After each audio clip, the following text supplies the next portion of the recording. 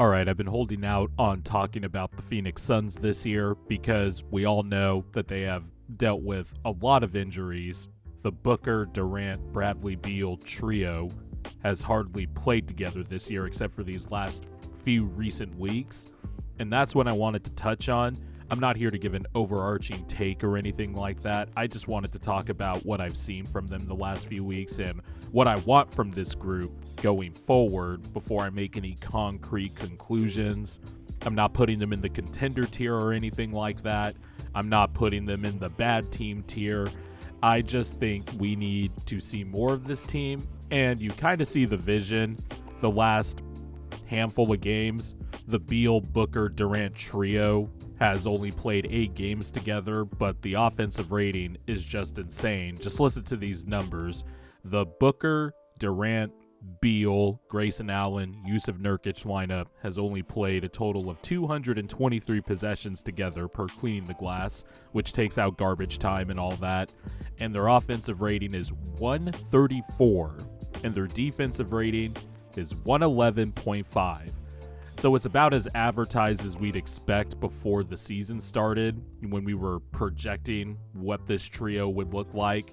And I think they're only scratching the surface. And Bradley Beal talked about it after the Los Angeles Lakers game where he just went apeshit in the third quarter. The Suns basically need to take more threes. And if there are 2 people to do that, it's Bradley Beal and Devin Booker. Durant too. Durant's been fucking ridiculous this year shooting the ball. But you see the vision, like in the Portland game. Now, look, Portland went zone for a lot of the game because they just really don't have the horses to guard those 3 guys. But whenever Booker or Durant got in the paint, it was a simple kick out to Grayson Allen and then a kick to Bradley Beal to the corner for 3, or they would just make the corner pass outright.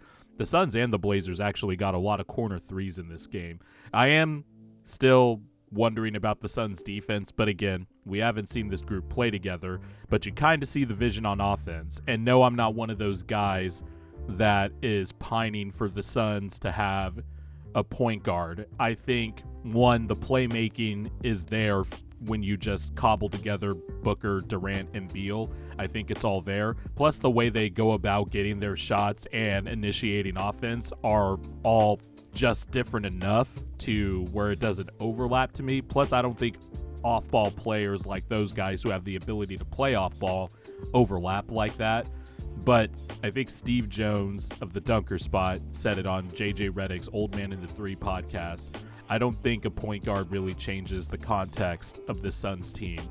To me, it's all about the balance of how this team looks offensively, how they can attack in different ways with those 3 guys.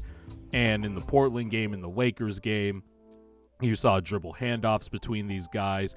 There are even stretches where you could just say, here, Bradley Beal, here's the ball. Let's go with Nurk, Beal, pick and roll. And Beal will get to his spot, draw a foul, or get his midi off. And then, like I mentioned earlier, Booker and Durant penetrate, get into the paint, suck in the defense. They just kick it out to either Grayson Allen, Eric Gordon, and then it's a swing pass, or they could take the 3 themselves. But Bradley Beal being your outlet to finish plays, that's pretty good. People forget how good Bradley Beal is. I know the contract is what it is, and he's been injured a lot, but when he is healthy, that dude is really fucking good. He's really good offensively. Now, there is problems defensively, of course. I thought in the Portland game especially, if you just get quick guards out there, Beal's just going to get blown by a lot of the time. He needs to shore that up. Booker as well a little bit. There's not a lockdown defender necessarily on this team, but the offense is just unbelievable. There's just so much space around the rim for guys like Nurkic, Metu. Drew Eubanks hasn't been playing as much the last 10 or so games. He had a few DMPs, and I think the right decision is to go with Metu as kind of the backup big. And it's funny, I have a homie who's a Suns fan, and he just can't stand watching Josh Okogie play. I'm not even mad at them playing Josh Okogie because, again, this trio has not been together. And I think with that combined offensive firepower and shooting, I think you can afford to play a guy like Okogie, who is just a hellhound on defense. And yes, I would take the offensive minuses that come with that, but with the spacing they have, I think we just haven't seen enough of it yet for me to draw a conclusion on should they play Josh Okogie or not.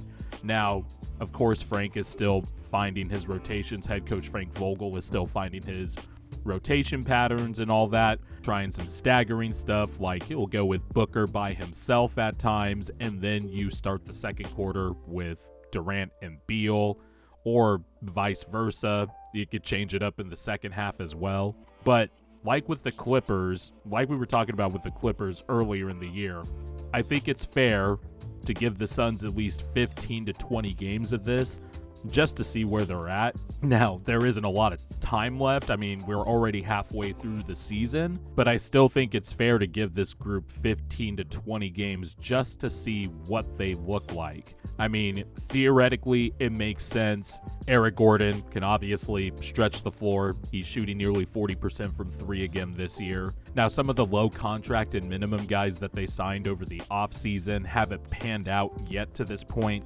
Keita Bates-Diop is just having a down year across the board when you just look at his efficiency from last year. He had a stretch of DNP CDs, but he's been playing more the last 6 or 7 games or so. Yuta Watanabe gets spot minutes here and there, but I do think for the most part, from what we've seen from the starting lineup, and by the way, Grayson Allen is also having a fantastic year so far, I think it's fair to give this Suns team some time, granted they stay healthy, just to see what they look like come season's end. But in the process of this, they're still winning games. They're 7-3 in their last 10. They're 21-18. And if you look at the 5th seed, which basically from the 5th seed below, that's where like the jumbling in the Western Conference is. The Suns are 2 games back of the 5th seed. The Utah Jazz also are 2.5 games back of the 5th seed. They've been really fucking good the last month and a half or so. They're probably the hottest team in the NBA. But the Suns have been moving up the standings after a slow, injury-riddled start to the year, and we'll see where they end up by the end of it. But we should give this team a little bit more time, and then we'll see where we're at by the end of the season.